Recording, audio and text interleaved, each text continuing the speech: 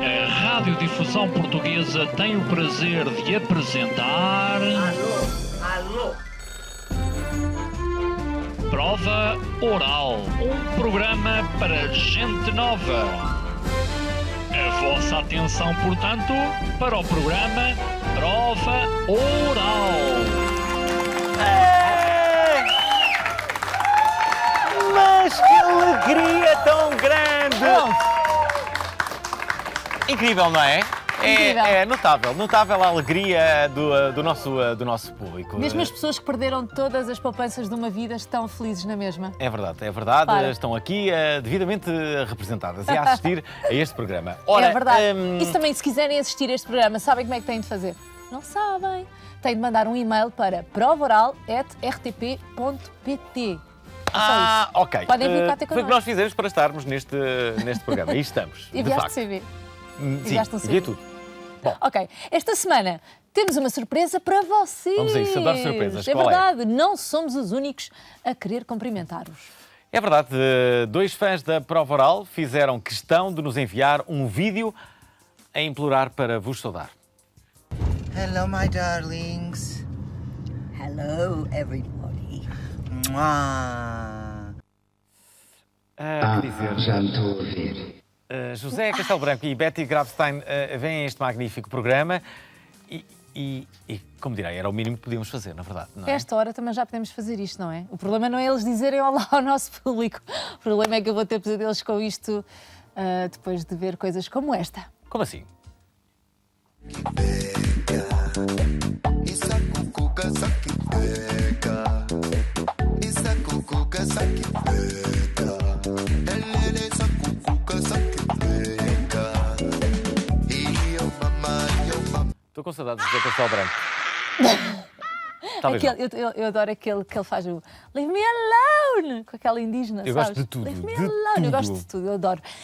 Eu não sei contigo, eu não vou dormir muito bem depois disto, porque o José Castelo Branco mexe comigo.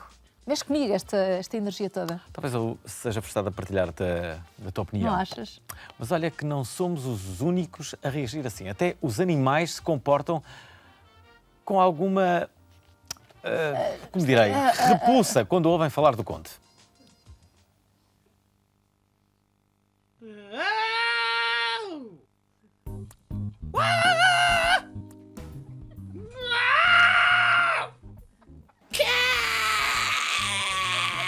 It's yawning.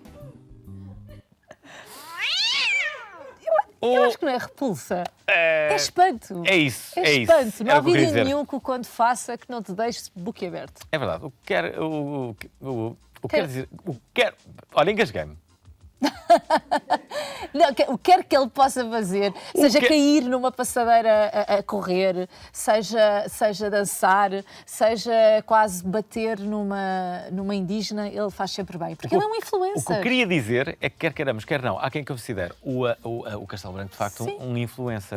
E na verdade é. Mas toda a também gente- hoje em dia também, ouve lá, Toda a gente é quem não é? influencer. Até Paulo Bento. Imagina, alguma vez se imaginou Paulo Bento a ser um influencer. Mas é, porque agora as jovens até tentam cortar o cabelo como o Mister.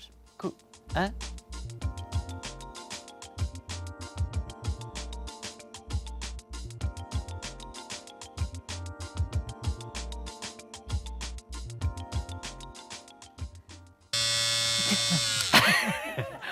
Bonito! É bonito. Olha, para estas e por outras que eu acho que os pais têm que ter mais mão nas criancinhas. Mas pai que é pai, quer o melhor para os seus filhos, quer surpreendê-los sempre que pode. O problema é que às vezes a surpresa não é só para as crianças, não é? Happy birthday to you. Happy birthday, dear Hunty. Happy birthday to you.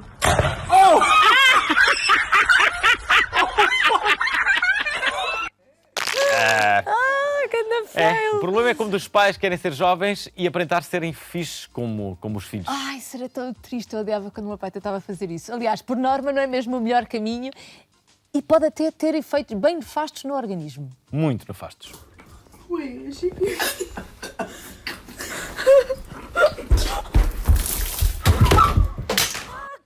Bom, Não era o toy, Ai, afinal era esta senhora naquele vídeo que corre pela internet.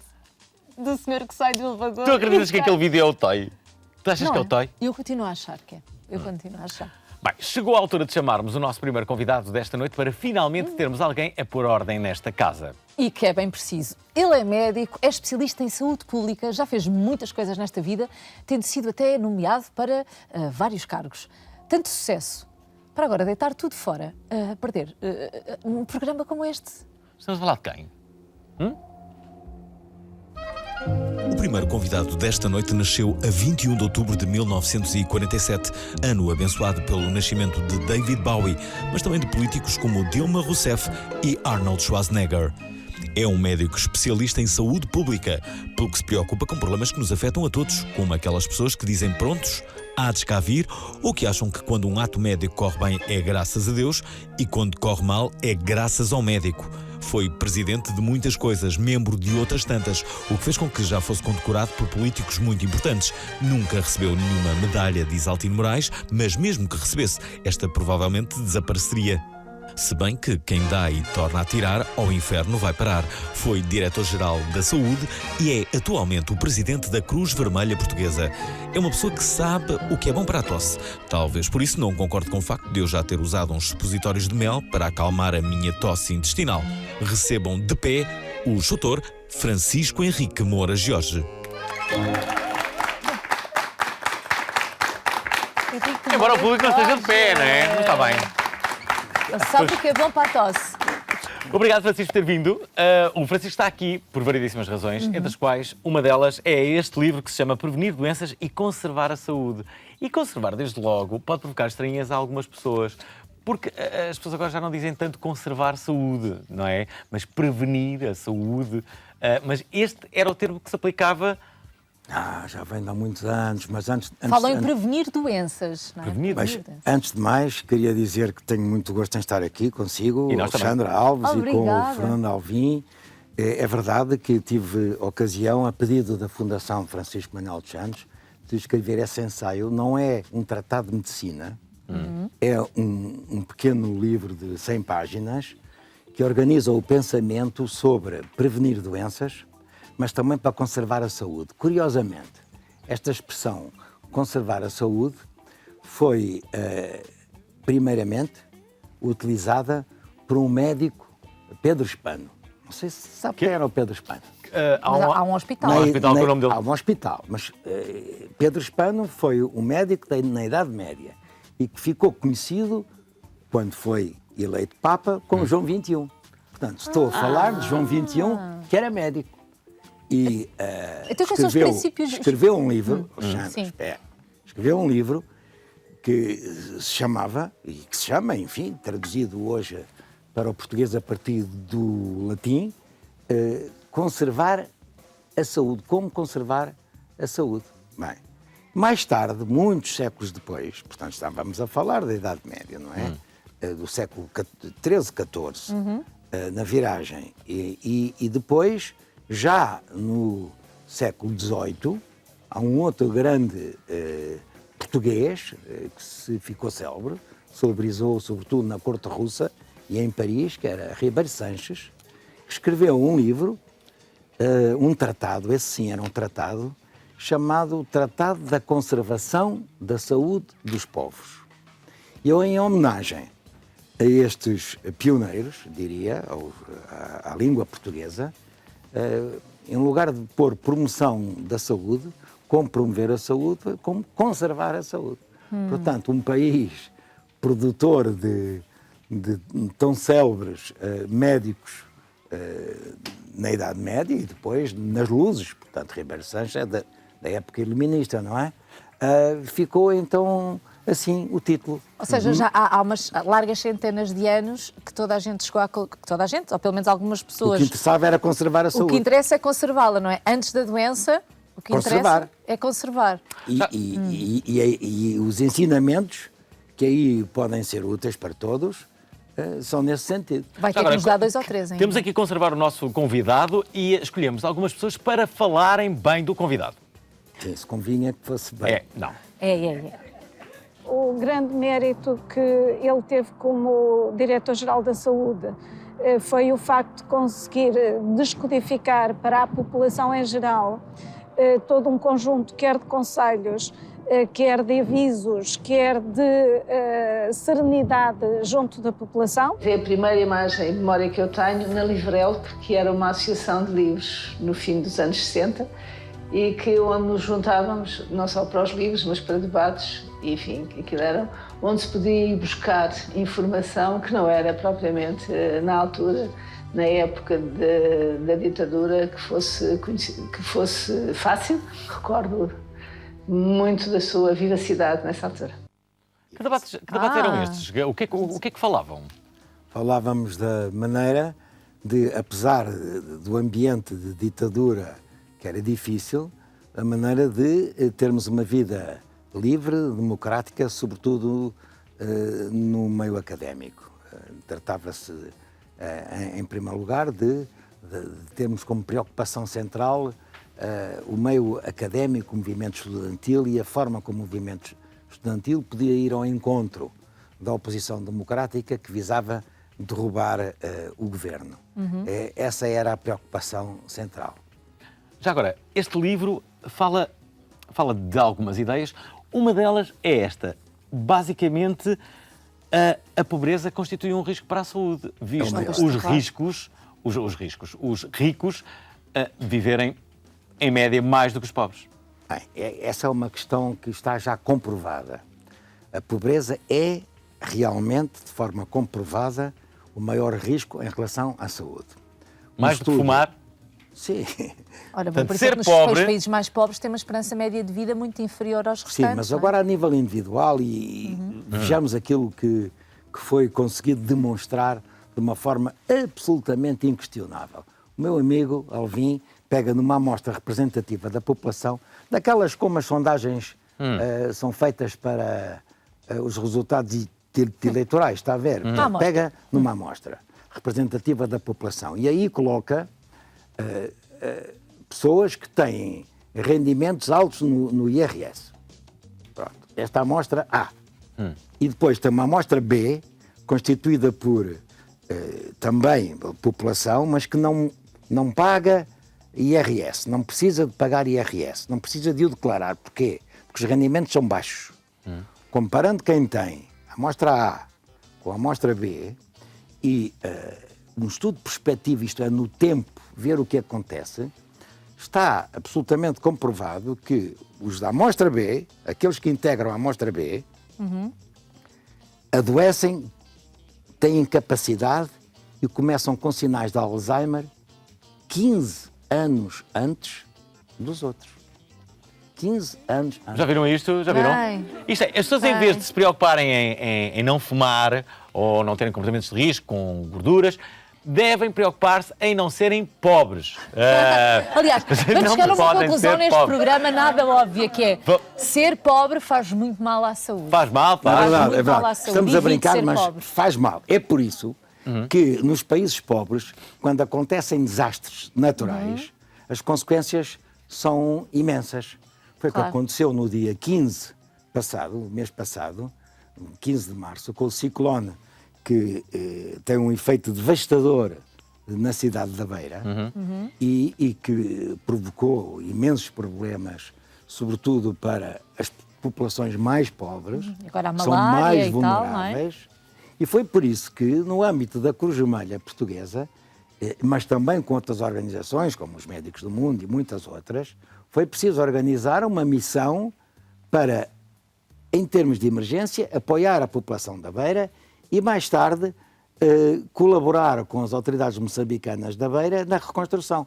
Por isso eu pergunto-lhe a si e à Xana, já foram ao multibanco pôr o pagamento de serviços 2999 e depois tem uma referência que é o 999, 999, 999 e colocar um donativo para a operação que se está a desenvolver na cidade da Beira? Eu ainda não fui. Diga a verdade, não foi, mas promete que vai. Prometo Porque que eu vou. este mês estive muito pobre e logo muito doente e não me consegui deslocar ao multibanco.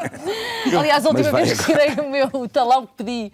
Eu já Nós disse, vamos os dois fazer quero esse talão, contributo. Quero talão, quero ver o seu saldo. Eu digo sempre, já que não, que é para não ficar doente. Ora, só por causa disso, vamos recuperar imagens do nosso convidado no Prós e Contras. Tenho muito gosto em contribuir para este debate, mas gostaria de começar por dizer que não concordo com afirmações que foram aqui feitas, nomeadamente pela Fátima. Eu não faço afirmações, faço Mas perguntas. fez também afirmações no início que agora foram de certa forma repetidas.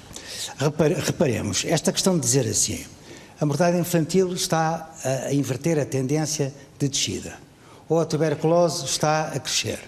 Pois eu posso assegurar que um e outro indicador continuam as tendências de descida.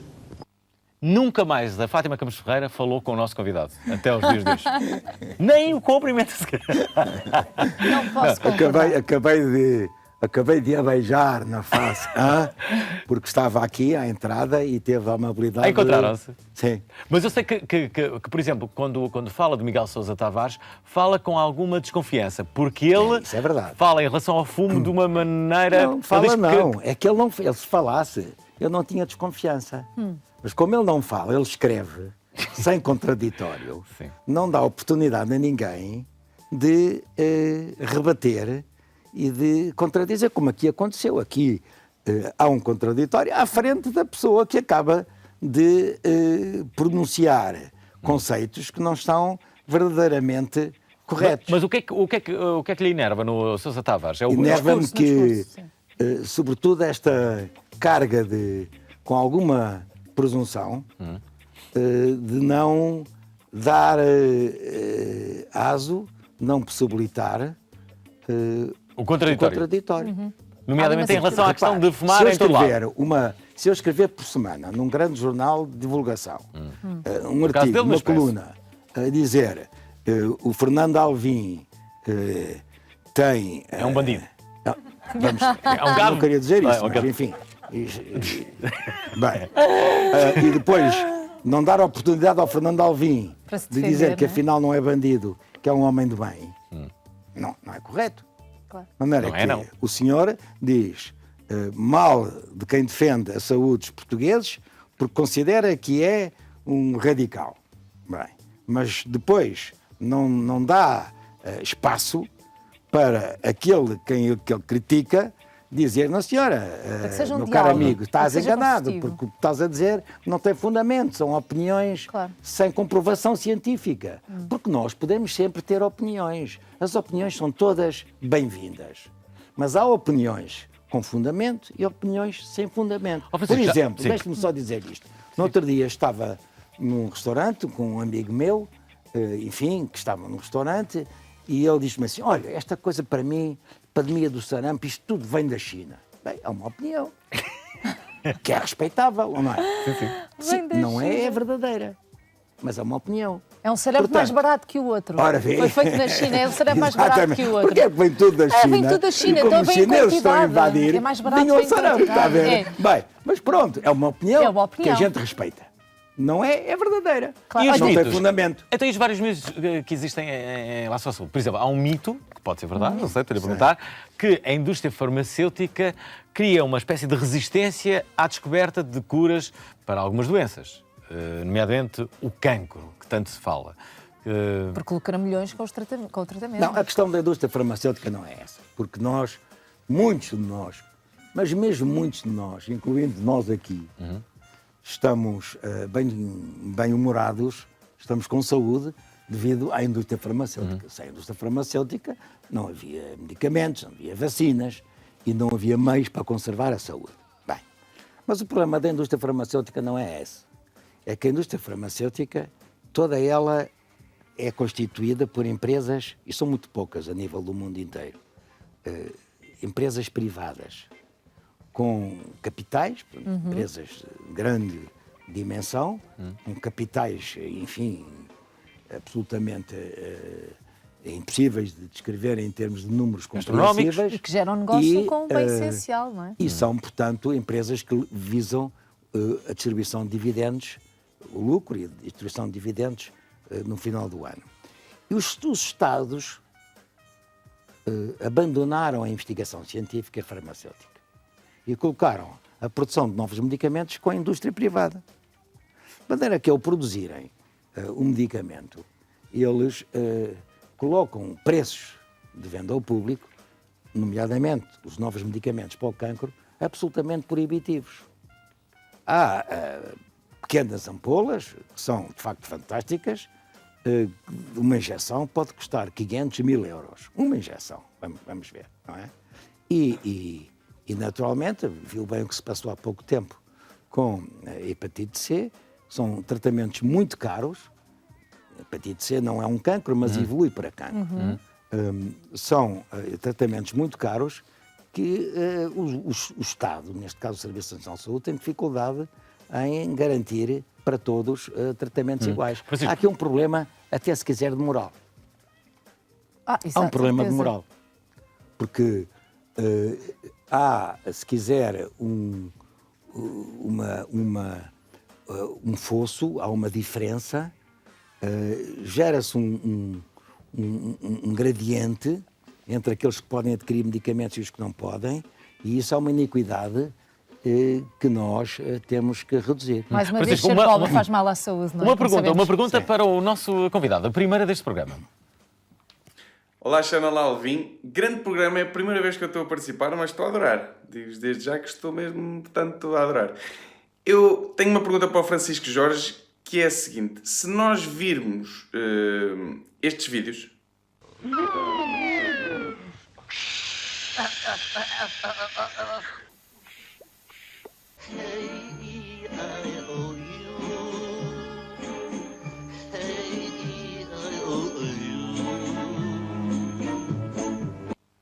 Portanto, havia políticas que incentivavam o consumo de tabaco desde tenra idade. E a minha questão é se isso teve influência nos adultos de hoje em dia, ou seja, no consumo ativo de tabaco. Não sei, é uma ideia, porque às vezes até pode nem ter nada a ver, mas fica a questão. Se acha que isso teve alguma coisa a ver, esses filmes da Disney e não sei o quê. Não é? Logo...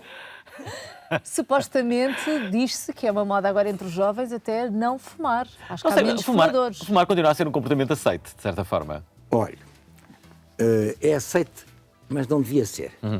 Devia, fumar em público devia ser... Proibido? Não é proibido. Devia ser visto como um comportamento anormal. Em termos até de costumes, se quiser.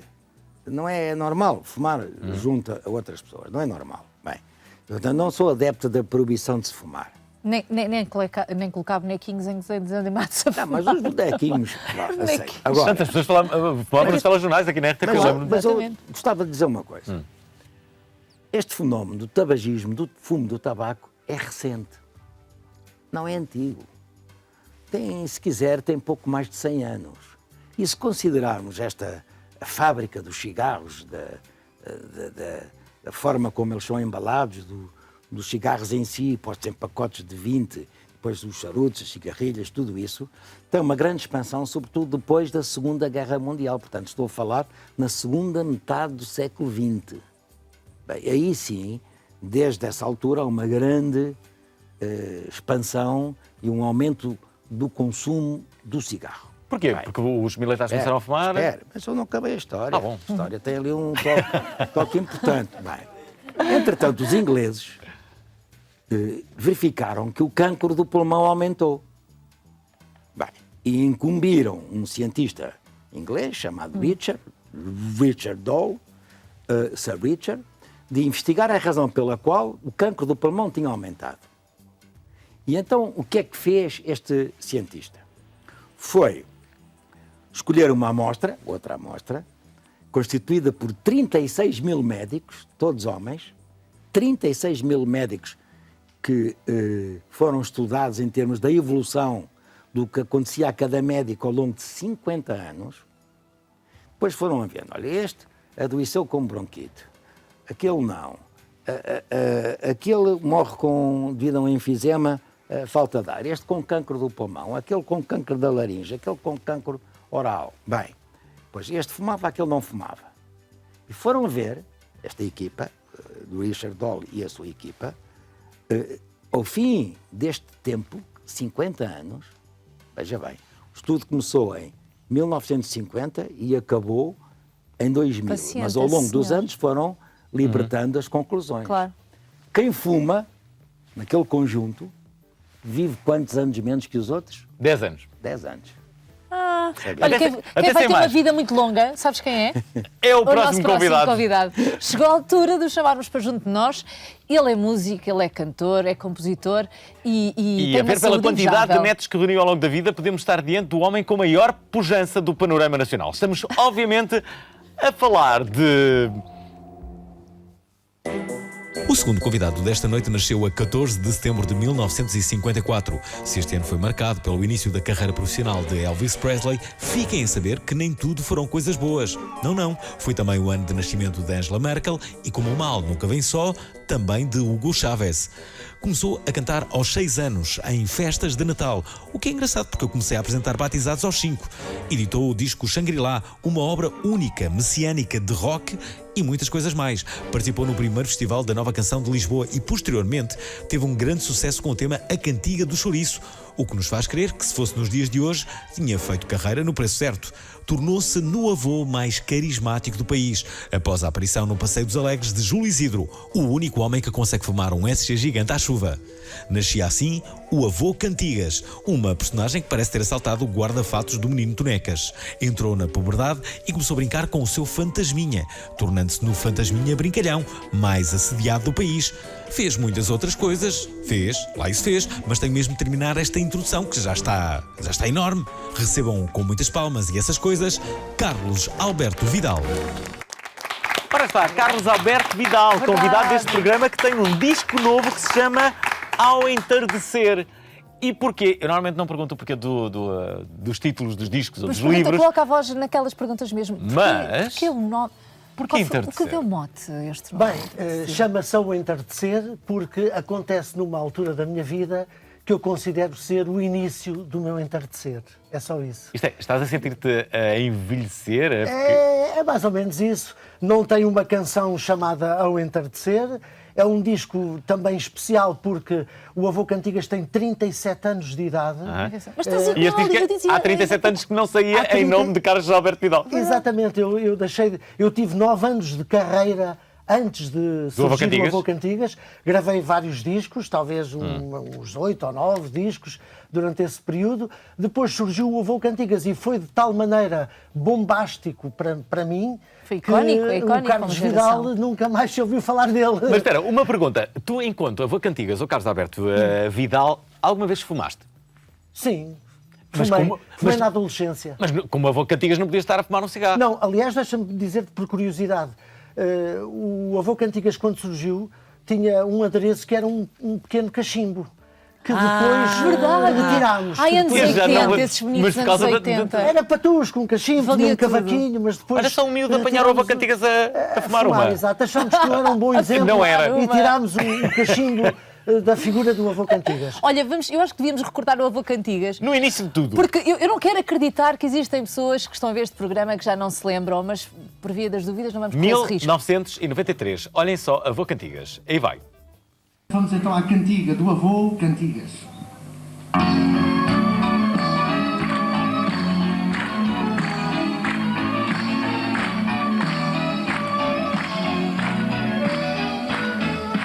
Quem aqui também já teve velocidade? Foi o Avô Cantigas.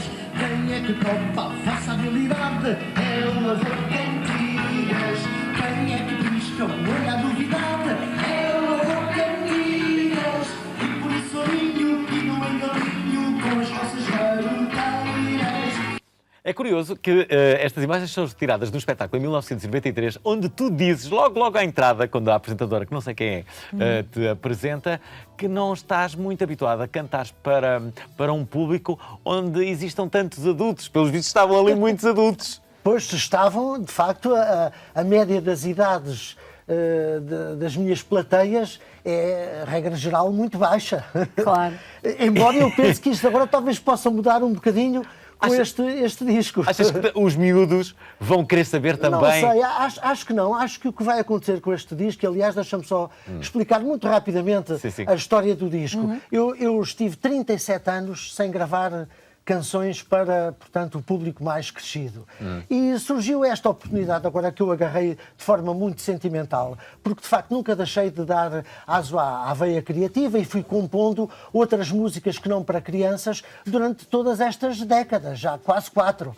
E então, enfim, consegui esta coleção de canções que agora com o apoio da SPA eu consegui produzir em estúdio com arranjos magníficos do meu querido amigo e músico Rui Filipe e então o que acontece é que este disco penso que poderá tocar de certa maneira os pais das crianças atuais. Eu acredito que sim. Porque nos meus concertos do Avô Cantigas atualmente, porque o Avô Cantigas está também ainda em grande força, aliás tenho data marcada, em outubro, não é? Em outubro vai sair o novo disco, eu continuo a ser a minha vida, os meus espetáculos durante praticamente todo o ano. Sim, mas há um carinho já por parte dos adultos. É um carinho muito grande por parte dos adultos. Será que és agora bisavô Cantigas? Já sou. Não, tem toda a razão, é essa a explicação. É que as crianças para as quais eu hoje canto são filhos das crianças para quem eu cantava durante os meus primeiros anos de grande Mas quando era criança eu lembro perfeitamente de gostar das suas músicas. Portanto, é muito provável que estes jovens pais, estes jovens adultos dos dias de hoje, possam ter alguma curiosidade de saber, deixa lá ver ou deixa lá ouvir que outras músicas andou ele a fazer durante todo este tempo. Verdade. E se isso for verdade, então, enfim, essa curiosidade poderá levá-los a ouvir estas canções do meu Ao Entardecer. E nós vamos ajudar. Vamos aqui a coçar um bocadinho o apetite. Vai. Sério? Como é que é possível?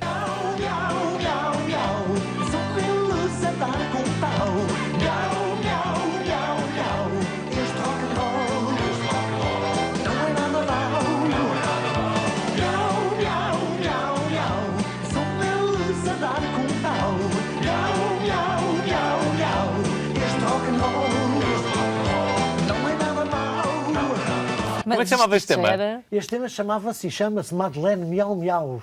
É um dos rocks do Avô Cantigas que sempre tentou estar na crista da onda, muito moderno. Aliás, isso mantém-se hoje. Eu, quando subo ao palco, dou o litro, como se costuma dizer. Não tanto se subir ao palco com estas canções do Carlos Vidal agora, porque é um disco romântico, muito tranquilo. Enfim, eu sou um romântico e então as canções que escolhi, todas da minha autoria, porque também pretendi que fosse um disco nesse sentido, enfim, são canções Menina tranquilas. Bonita, Sorriso, Luísa vai para a escola. Isto parece uma canção infantil. Lua, Ave do Céu, A Mais Linda História de Amor, Escola Primária, O Mundo Gira, Viagem com Final Feliz, Tenho um Cantinho... Conheço passagens com final feliz. Tenho um cantinho para ti e Sentinela. Muito bem. Olha, nunca pensaste em ter a avó Cantigas? Não, nunca pensei. Quer dizer, eu tenho uma avó Cantigas. Uma avó Cantigas. Ela que também nunca quis entrar nestas andanças. A avó Cantigas nunca apareceu muito publicamente. Mas a avó Cantigas está nesse disco. Verdade? Em 3 ou 4 canções. Canta também? Não. É a minha musa inspiradora. Ok. Olha, o que é que a avó Cantigas faz? É comercial. Okay. É comercial. Cheia de nunca conhecia a avó Cantigas. Mas nunca conheceste, é a Teresa.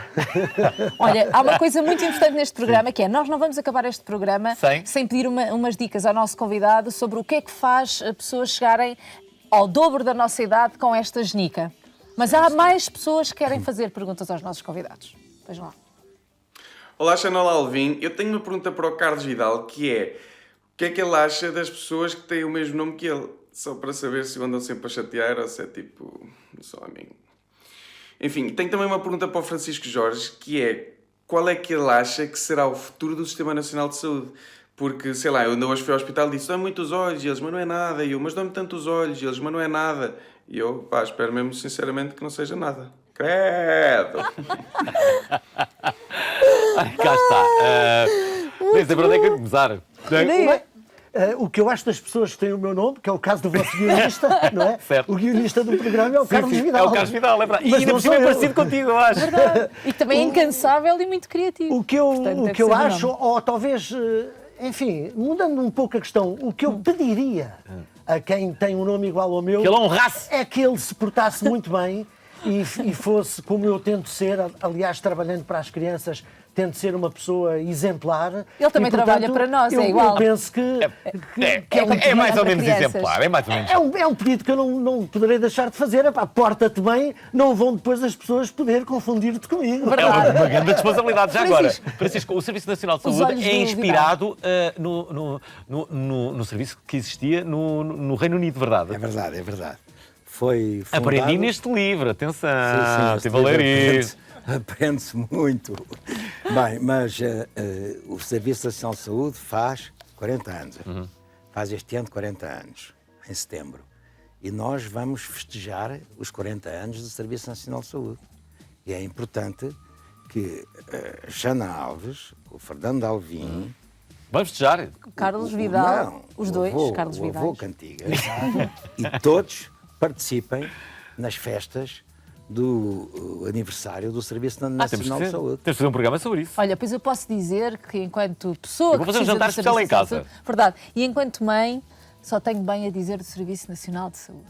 Para já, pelo menos. Sobretudo, mães e crianças. Verdade. As mulheres portuguesas devem muito ao Serviço Nacional de Saúde, que foi desenhado para a democracia portuguesa poder elevar as mães e as crianças a um patamar tão elevado que hoje ocupa os primeiros lugares a nível mundial em termos de indicadores de saúde. Olha, entretanto, chegou a altura de desvendarmos o convidado surpresa desta noite. É uma mulher que iniciou a sua carreira como atriz e produtora, mas a vida encarregou-se de lhe dar muitas voltas. Como sempre, não é? Entre inúmeras viagens, criou o Art Institute, onde difunde a arte contemporânea portuguesa no mundo, não é? E que já começa a ser um tanto ou quanto pequeno para a nossa nova convidada, a última. Estamos, obviamente, a falar de... De quem?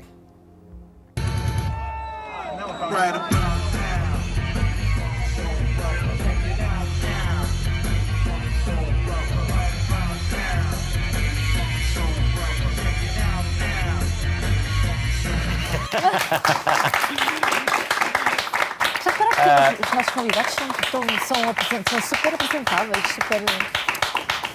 Ora, cá está. A nossa convidada mora em Nova Iorque e veio aqui, chama-se Ana. Estas imagens são tuas, curiosamente, não em Nova Iorque, mas aqui. No Festival do Vils, no iminente. Pois é. Sim. É uma ótima forma de receber um convidado, não é? É como daquelas imagens, tipo, sais à noite com um amigo. Destas imagens. Pois é, por isso é que eu estou a dizer. As amigas é que se calhar tem que ser isto, tem que tu não ser imaginas tudo repensado. a quantidade de imagens que as tuas amigas deram? Não podem ter as tuas amigas, sabes que eu falei com pelo menos 3 amigas tuas e uma delas estava a vir de Nova Iorque também para Portugal. Como é que ela se chama? A Olga Bencrença. Olga, é verdade. Tem alguma coisa a ver com o árbitro Bencrença? Tem, a irmã. Irmã do árbitro. Ok, já sei com quem deverei falar. É capaz de entrar no programa. Bom, e todas elas disseram que tu eras uma espécie... eras o Marcelo de Saias, o Marcelo Rebelo de Sousa de Saias. Não sou. Porque eras muito dinâmica, porque fazias acontecer, porque eras idealista. Mas houve uma amiga tua, a Rita Matos, que disse o único problema dela é que ela acha que muitas coisas são o destino. As coisas não são o destino, mas vamos lá ver. Eu sou a mais esotérica delas todas, das 3. E não é uma questão de destino. Eu acho que nós nascemos com uma missão. Para fazer... Temos alguma coisa que nós não sabemos o que é. Se eu tivesse imaginado a minha vida há 30 e tal anos atrás, eu jamais imaginaria tudo o que aconteceu nos últimos 10 anos, por exemplo. Mas percebo que tudo o que aconteceu até eu, por exemplo, fundar o Art Institute foi de propósito e para me preparar para eu conseguir fazer isto. Eu não teria conseguido fazer isto, porque eu não tinha equipa. Se não tivesse sido jornalista, não tivesse sido atriz, que também fiz muita coisa de graça, que aprendi a ver o outro lado, tanto dos produtores, como dos atores, como dos músicos.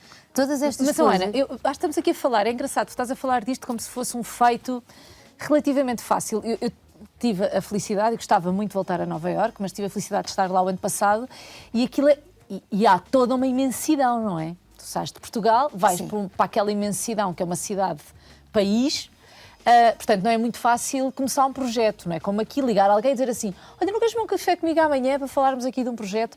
Não é propriamente isto assim. Como é que uma portuguesa que cai em Nova Iorque de repente cria um projeto que não é um projeto só individual, é um projeto que representa o país. Representa o país. É o país. Como é que fizeste tu isto? estás, a Ana Miranda, é assim que se chama, estás ao lado do avô Cantigas, Carlos Alberto Vidal. Que o meu sobrinho de 3 anos adora, tenho que dizer, exatamente. Muito obrigado. Eu também sei as galinhas e bicam, eu também sei. Então espera. Mas como é que tu estás a falar do teu Francisco. Do meu Tiago. Só tenho um Tiago e uma Ema. Mas espera, é que há um sobrinho dela que se tornou emblemático, antes de responderes esta pergunta, Xana, porque apareceu numa foto que se tornou absolutamente icónica do Sporting. É um miúdo que aparece com um guarda-chuva do Sporting. Eu não sei. Que é, olha, estamos a ver, é este miúdo. Olha lá.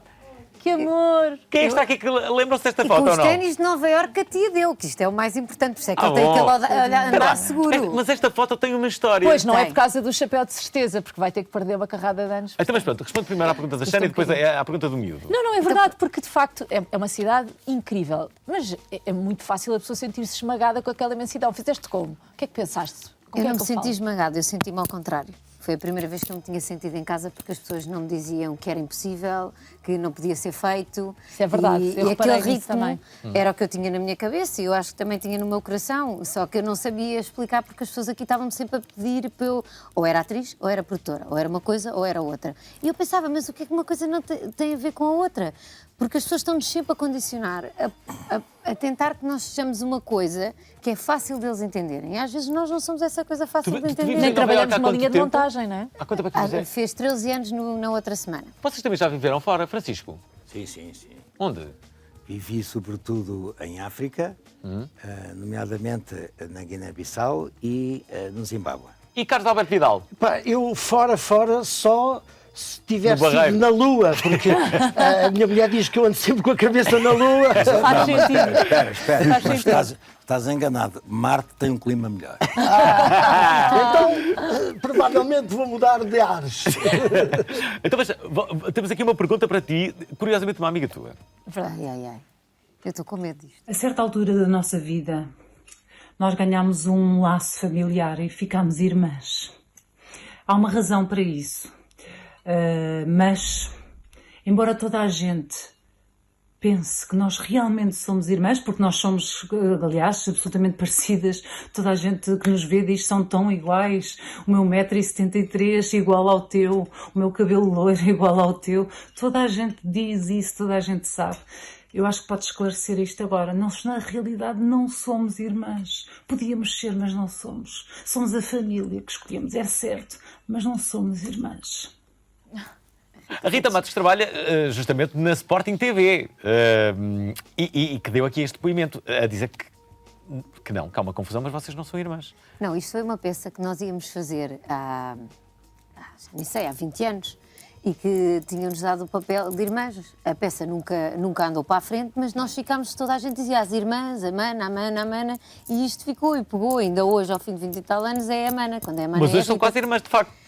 Bom, a Rita Redes no outro dia também fez uma apresentação e começou por dizer isso. As pessoas pensam em todo lado que nós somos irmãs e toda a gente nos pergunta. Afinal, quantas irmãs é que tens? Pelos vistos tenho imensas. Tens um irmão, só tenho um que é mesmo verdade. E depois tenho estas todas. Por falares em Rita, tu também tens outro projeto com a Rita. Tens muitos projetos. Tens uma pessoa de muitos projetos. Não sou uma pessoa de muitos projetos. Quer dizer, acaba por ser porque as pessoas às vezes...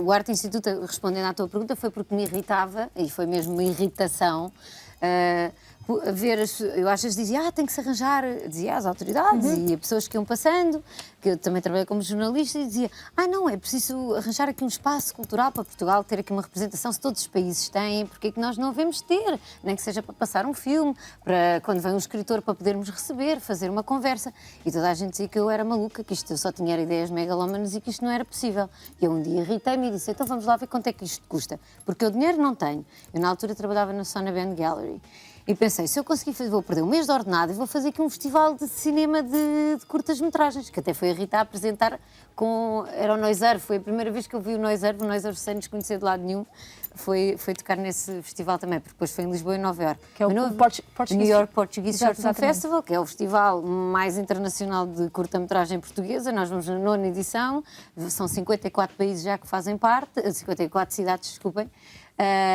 E todos os anos vamos acrescentando mais e vamos fazendo mais. E enche a sala com nova-iorquinos? Metade.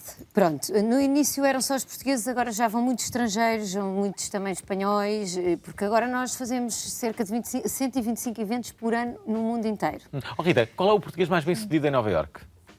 O português mais bem sucedido em Nova Iorque? Deve ser o restaurante mais bem... Tantos. Não, não há restaurantes nenhum, já acabaram. Mas havia um restaurante português conhecido?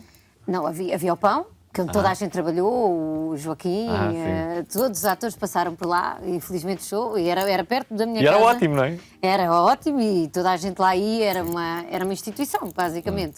Pronto, e entretanto fechou. Agora não temos nenhum. Podes ir comer a casa da Maria Midões, que mora em Brooklyn e cozinha maravilhosa que tem. Da Maria Midões, portuguesa, com origens na Nazaré, que cozinha maravilhosamente. E é lá em Nova Iorque. É uma questão de procurar. Mora em Nova Iorque. Uma questão de procurar. E há muito, eu encontrei muitos portugueses em Nova Iorque. Olha, antes que me esqueça, queres contar a história do teu sobrinho? Como é que aquela fotografia surge?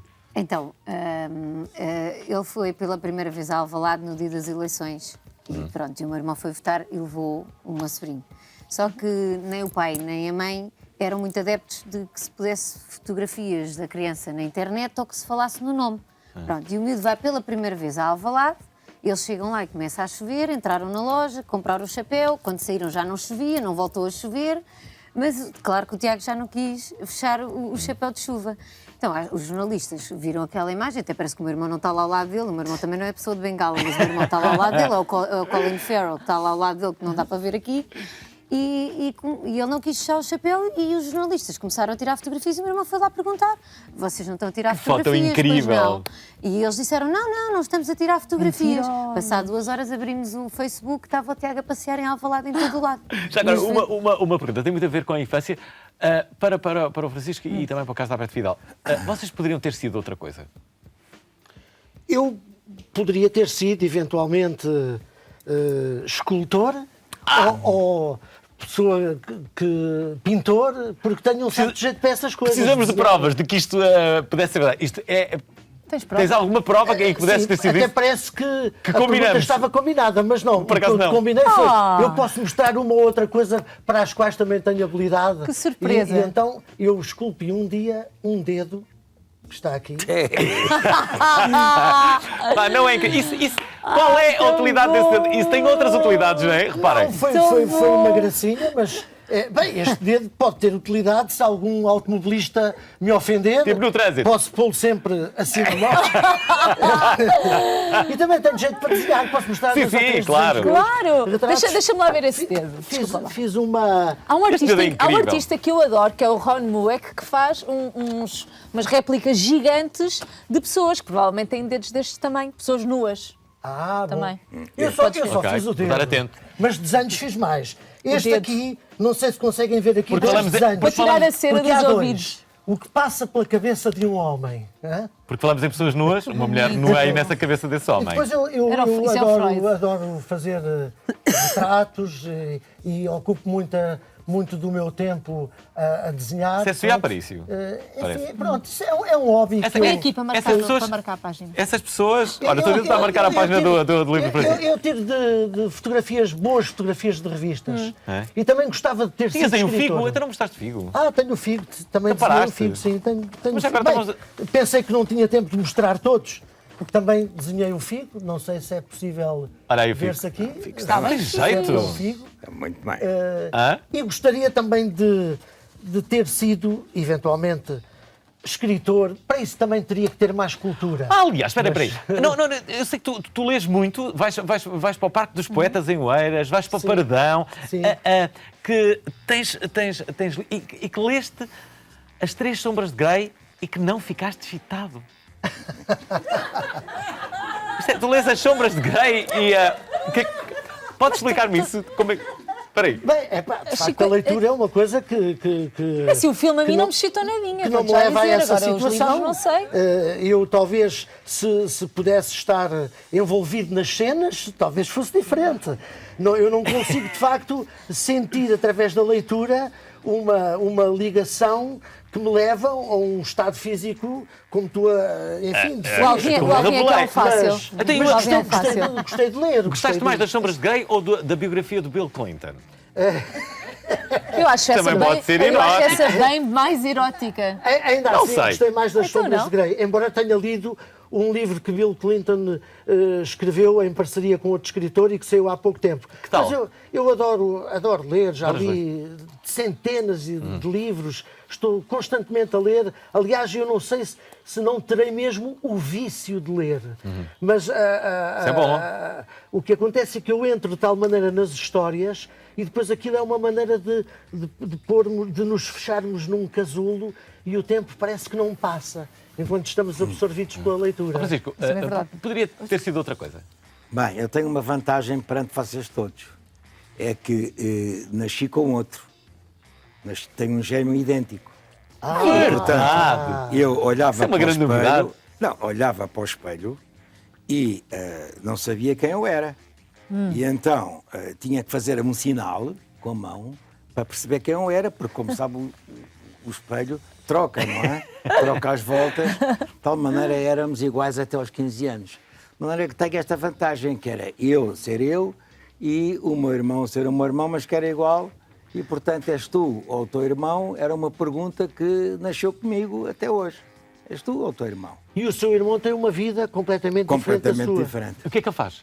O meu irmão formou-se em Belas Artes, em Inglaterra. Artista, portanto. É, e depois, enfim, agora é um empresário, mas... Lá em Inglaterra? Não, cá agora, mas é formado em Belas Artes. Mas, como lhe disse, esta coisa de és tu ou o teu irmão é clássico. Vocês são parecidos? Éramos iguais, tão iguais que o meu pai não me distinguia. Meu Depois, Deus. aos 15 anos, exatamente por isso, o meu pai decidiu mandar um para a Inglaterra, onde parte da família Para estava. não se confundir. E a partir daí, ambiente, alimentação, tudo mais. E porquê que foi o outro para a Inglaterra? Bem, essa é uma boa pergunta. Porque eu era o ser ele. favorito. Calhou, Imagina só. calhou É ser este o ele. irmão? É, exatamente. Agora, não me pergunte quem eu sou, que eu não sei qual É isto sou. agora. Incrível. Mas não faço ideia. É o de Não, branco. não. É o de branco. Não sei, quer dizer, estou a dizer que não sei. Não sei. Isso é genial. Eu não sabia que tinha um irmão gêmeo. Mas sendo áreas tão diferentes é engraçado, porque parecia que estava a viver outra experiência, não é? Noutro corpo, mas alguém Não igual. era, nós tínhamos um rádio, daqueles que estão ali no museu, e no quarto, e ele punha a música, escolhia a música numa noite e eu na noite seguinte era outra. Portanto, ele punha a música mais ativa e eu punha na altura aquilo que é hoje a Antena 2. E, Cá estão vocês cá dois está. outra vez. Também não me pergunto quem eu sou, também não sei quem sou. Essa agora. Olha, temos aqui um vídeo que não é para nenhum de vocês dois, mas sim para Ana. Eu já estou com medo. Ana Miranda. Revolution, hope, imagination. RAI. Think arts, talk business, make culture. See you in Portugal in September. Mas porquê que a Benedita Pereira está a falar inglês? Porque Yeah, isto não é bem uma English massagem para a Ana wise, Miranda, yes. mas sim para todos aqueles que querem participar naquilo que tu vais fazer em Portugal. É agora que tu vais revelar aos nossos dois outros convidados, mas sobretudo às pessoas que estão a ver, o que é que te traz finalmente para Portugal. Isto é, tu vais continuar a viver em Nova Iorque. Vou continuar a viver em Nova Iorque e o Arte Instituto vai continuar a existir. Isto é uma continuação do Arte Instituto. O Arte Instituto promove a cultura portuguesa contemporânea no mundo inteiro e ajuda os artistas a internacionalizarem-se. Por isso já estamos em 34 países e 82 cidades, é o que nós fazemos mais ou menos em média por ano. E então o que é que nós agora aprendemos nestes 8 anos? Porque já são 8 anos do tal impossível que não era possível realizar. Que a música e essas final coisas até todas. era, não é? Exato. Nós agora vamos trazer para Portugal aquilo que no fundo aprendemos e que achamos que é preciso as pessoas saberem, não só os artistas, mas também o público em geral. Então, já está online a plataforma que podem saber mais, que é o RAI, é Ride the Rhino e é em inglês. Está a aparecer agora. Exato, e é em inglês porque isto é um evento As internacional. pessoas podem enviar as suas propostas. Podem se candidatar num Até Call for quando? Artists, ainda dá para o seu irmão. E também dá para si. Tem que ser multidisciplinar. Pronto. Sim. Queremos propostas multidisciplinares até dia 12. Mas o que é Dia que 12 de maio. Dia 12 de maio. O que é que nós estamos a tentar com isto? Estamos a tentar aproximar criar uma nova linguagem entre as empresas e os artistas, para não ser aquela ideia sempre dos subsídios e é a única maneira que temos. Os mecenas, não é? É mais do que os mecenas, aí é que está. É que não está a ser explorado uma série de coisas que podem ser feitas. Os atores sabem dar aulas de voz, sabem dar técnicas de apresentações públicas, que muitas vezes sabem fazer team building, sabem fazer uma série de coisas. É aquela troca que cada vez mais se fala que no futuro será o futuro, aliás, sim, não é? E é importante para as empresas, como é importante para eles. E em vez de dar um logotipo, ou vou ali àquela empresa, porque para eles 5 mil euros não é nada e a mim dá muito jeito. Isto não é nada. Nós temos, a classe artística tem que se posicionar com outras ferramentas. Quer dizer, nós não estamos aqui a obrigar nem a dizer que é este o modelo certo. Nós estamos a falar de um modelo que já existe, que é o modelo americano, e no fundo o que é que nós estamos a tentar dizer para pessoas que andam à procura de novas ferramentas, de maneiras diferentes de fazer e de se capacitarem elas próprias, nós temos aqui uma série de soluções, estamos a trazer uma série de programadores do mundo inteiro. Há gente que nunca vão a várias cidades. São 11 cidades, Torres Vedras, Alcobaça, Caldas, Óbidos, Guimarães, Leiria, Faro, Vidigueira e Évora. E aí vamos também, aí não é com toques, não é com apresentações, não é? Porque isto divide-se em toques, workshops e espetáculos. Mas na Madeira vai ser só um espetáculo que estamos associados. Também mas estás a quebrar um bocadinho este gap que existia de distanciamento entre o que são os artistas e o resto das pessoas, não é? E se calhar mostrar também, um bocadinho... As conversas são muito direcionadas para quem trabalha nesta área, porque estamos mesmo a dar ferramentas, estamos a ensinar como é que se consegue um visto para os Estados Unidos, como é que se faz um plano de negócios para apresentar uma empresa. Estamos mesmo a ir onde normalmente... Como é que se consegue um visto para os Estados Unidos? Não é fácil? Não é fácil, por isso a gente está a trazer um super advogado, que é uma estrela em Nova Iorque, que vai vir cá explicar isso às pessoas, porque ele também está a ajudar os senhores no UK, no Brexit, porque eles agora vão, se saírem, também vão deixar de ter acesso aos fundos europeus. O Rui Pinto resolve isso em empresa. Mas eu queria só dizer uma coisa que acho muito importante. Os workshops são tanto para o público em geral, como para o resto, para os profissionais. Os espetáculos são para toda a gente e nós estamos a tentar ter muitos espetáculos na rua, porque se nós não conseguimos levar as pessoas aos espetáculos, então temos que fazer ao contrário, temos que levar os espetáculos à rua. Eu adoro. Ana, estou despachada, eu gosto muito disto. Mas há ainda uma coisa que eu também, desculpa, agora tenho que dizer. Continua. Tens este... Toma conta disto, Ana. Não quero tomar conta disto, já tenho muita coisa para tomar conta. De qualquer forma, é muito importante também perceber os números do turismo e a classe artística olhar para isto, porque estamos a falar de 23 milhões que estão a entrar. Como é que é possível nós 23 milhões de turistas que estão a entrar em média por ano? Aonde? Pelo menos em Portugal. Isto são 2 vezes mais do que a população, que a nossa própria população. Portanto, o que é que nós temos que ver aqui com isto? Temos que começar a pensar como é que maximizamos isto para a classe artística, porque estamos 3 vezes mais as pessoas que temos cá dentro. E por isso é que nós estamos a ir a tantas cidades e por isso é que estamos a criar showcases também nas próprias cidades para os programadores que vêm de fora possam também ver artistas que nunca iriam ver. Nós estamos a falar de programadores do Lincoln Center, do Desculpa, Summer estava Stage. aqui a pensar, se cada turista desses desse 50 cêntimos para ajudar à reconstrução da cidade de Aveiro, em Moçambique, nós tínhamos 11 milhões e meio de mas nós euros. estamos a pedir 50 cêntimos, sim, mas é por uma aplicação que vamos criar para aprender. Eu também sou uma grande fã de Moçambique. Não, mas espera, vou deixar cá o dinheiro todo. Adoro essa ideia. Não, mas eu estou envolvido, como sabe, no apoio a Moçambique. Mas eu também vou lá agora, 50 cêntimos a cada. Não é nada. E agora o Carlos dizia assim, e se quiserem um desenho meu, é uma também coisa que nós temos que Mas eu temos fiz aqui a o conta. dedo.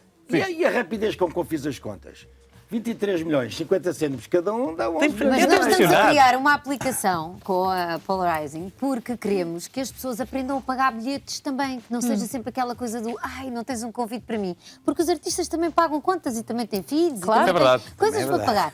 E portanto, nós primeiro vamos fazer isso. Não. Parte Primeiro temos aqui este projeto grande Mas nós também temos umas ideias para Vamos acabar este programa numa batalha de fundraising. Olha, deixa-me só, antes de acabar, queria só dizer ver... que esta parte do turismo é mesmo importante e que isto é um projeto para Portugal, não é um projeto da Ana, não é um projeto do Arte Institute. O turismo é importante para tudo, é preciso ter sentido de oportunidade para sabermos dinamizar as várias áreas que podem ganhar com isso. Mas isto é um projeto para todos, é muito importante que as pessoas percebam que isto é para Portugal e não tem só a ver com o turismo, tem a ver com o nosso posicionamento enquanto povo. Não é votar de 4 em 4 anos, pôr uma cruz num papel, que o país muda. Não é irem ao Facebook, criticar e serem super valentes no Facebook, que vamos mudar o país. Portanto, as pessoas têm uma responsabilidade e eu aproveito agora, vou aqui passar esta parte do Sistema Nacional de Saúde, que eu estou sempre a dizer bem, e quando morava cá em Portugal também estava sempre a dizer mal, que isto era o horror e o mau e o pior. E não, isto está errado. Nós em Portugal crescemos a achar que lá fora é que é bom, porque foi isto que nos ensinaram. Depois começamos a viajar e descobrimos.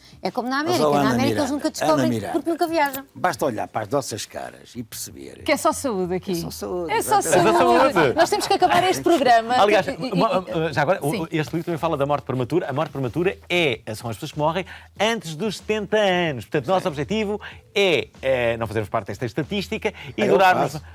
Quer dizer, já ultrapassou. E eu espero que todas as pessoas... chegar lá. E eu espero que todas as pessoas que estejam a ver este programa não tenham morte prematura, o que seria muito bom sinal. E o público também não ter morte prematura, ok? Isto agora merecia umas palmas. Bravo. Seria bom sinal. E seria, inclusive, sinal que compraram este livro que se chama Prevenir Doenças e Conservar a Saúde. Francisco Jorge veio aqui falar sobre este livro, mas também apelar para o problema gravíssimo que se passa em Moçambique e para o qual todos podemos e devemos ajudar. Ainda se lembra, diz lá. E com livros, que eu também acho que os livros também são muito importantes.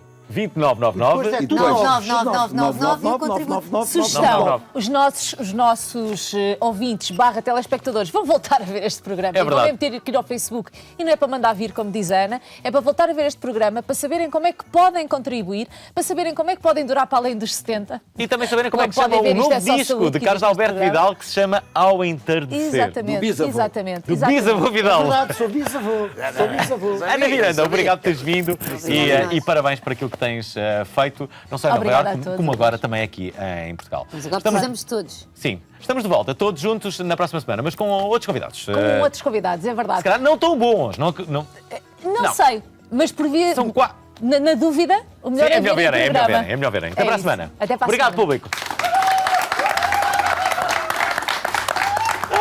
Vamos só tirar uma foto para a nossa memória, está bem?